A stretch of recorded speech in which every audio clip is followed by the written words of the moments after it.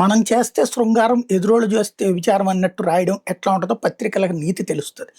ఇదివరకు జగన్ టైంలో సిమెంట్ రేట్లు పెరిగిందంటే గంగవెర్రులెత్తిపోయి రాసి అదంతా జగనోళ్ళకి భారతీయ సిమెంట్ ఉంది కాబట్టి సిమెంట్ వాళ్ళందరితో సిండికేట్ ఏర్పాటు చేసి జగనే దోచేసుకోవడానికి ప్రయత్నిస్తున్నారని రాస్తారు.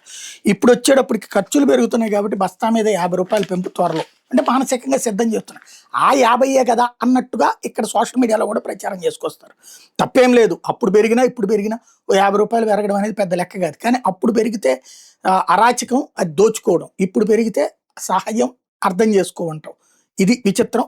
130 నుంచి $165కి పెట్కోట్ ధర పెరిగినటువంటి నేపథ్యంలో ఇతర ఖర్చులు పెరిగినాయి. ఈసారి భారీగా డిమాండ్ ఉంది.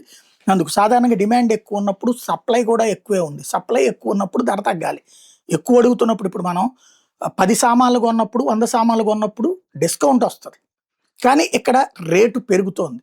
ఇది ఇక్కడ లాజిక్.